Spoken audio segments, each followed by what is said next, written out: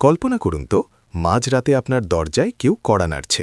দরজা খুলে দেখলেন হলুদ পাঞ্জাবি পরা এক যুবক, যার পায়ে কোনো জুতো নেই। সে আপনাকে বলছে সে আপনার হারিয়ে যাওয়া কোনো আত্মীয় নয়, বরং সে এসেছে আপনাকে এক অদ্ভুত অ্যাডভেঞ্চারে নিয়ে যেতে, যেখানে যুক্তি কাজ করে না, কাজ করে শুধু ইনটিউশন। হ্যাঁ, আজ আমরা কথা বলবো বাংলা সাহিত্যের অন্যতম রহস্যময় চরিত্র হিমুকে নিয়ে। আর আমাদের আজকের আলোচনার কেন্দ্রবিন্দু হুমায়ুন আহমেদের অসাধারণ এক সৃষ্টি, হিমু মামা। সবাইকে স্বাগত আমাদের আজকের পডকাস্টে। হুমায়ুন আহমেদের হিমু সিরিজের প্রতিটি বই এক একটা ভিন্ন জগৎ, কিন্তু হিমু মামা বইটি একটু বিশেষ। কেন? কারণ এখানে হিমুর চিরচেনা হলুদ আঞ্জাবি আর উদ্দেশ্যহীনভাবে হেঁটে বেড়ানোর সমান্তরালে ফুটে উঠেছে সম্পর্কের এক অদ্ভুত সমীকরণ। আজ আমরা এই বইটির গভীরে যাওয়ার চেষ্টা করব। গল্পের শুরুটা হয় হিমুকে দিয়েই। হিমু মানেই তো নিয়ম ভাঙার খেলা। এই বইতে আমরা দেখি হিমুর এক ভাগ্নেকে, যে তার এই হিমু মামার কর্মকাণ্ডের রীতিমতো বিভ্রান্ত।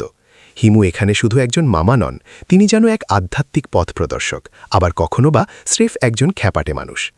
বইটির মূল আকর্ষণ হল হিমুর সেই অদ্ভুত দর্শন, মহাপুরুষ হওয়ার সাধনা। হিমু মামা তার ভাগ্নেকে জীবনের এমন সব দিক দেখান যা সাধারণ যুক্তিতে ধরা পড়ে না। বইটিতে এমন কিছু চরিত্র আছে যারা হিমুর উপস্থিতিতে নিজেদের জীবনের জটিল অঙ্কের সহজ সমাধান খুঁজে পায়। কিন্তু সেই সমাধান কি আসলেই বাস্তব, নাকি হিমুর তৈরি করা কোনো মায়া?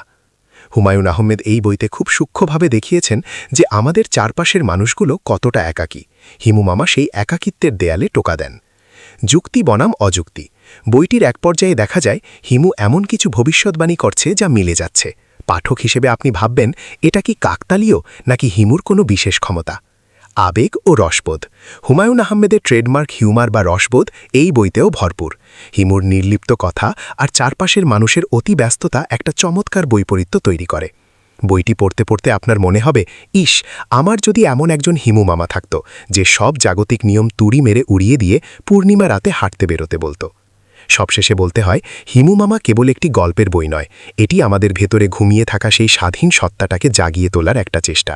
যারা একটু ভিন্ন ধাঁচের গল্প পছন্দ করেন বা হিমু সিরিজের ভক্ত, তাদের জন্য এই বইটি মাস্ট রিড। জীবনের কাঠখুট্টা যুক্তির বাইরেও যে একটা সুন্দর জগৎ আছে, হিমু মামা আমাদের সেটাই মনে করিয়ে দেয়। আপনার প্রিয় হিমু সিরিজ কোনটি, বা হিমুর কোন সংলাপটি আপনার সবচেয়ে বেশি মনে পড়ে? কমেন্ট করে আমাদের জানান। ভিডিওটি ভালো লাগলে লাইক দিন এবং আমাদের পডকাস্ট চ্যানেলে নতুন হলে সাবস্ক্রাইব করতে ভুলবেন না। দেখা হবে পরবর্তী এপিসোডে অন্য কোনো বইয়ের গল্প নিয়ে। ভালো থাকবেন।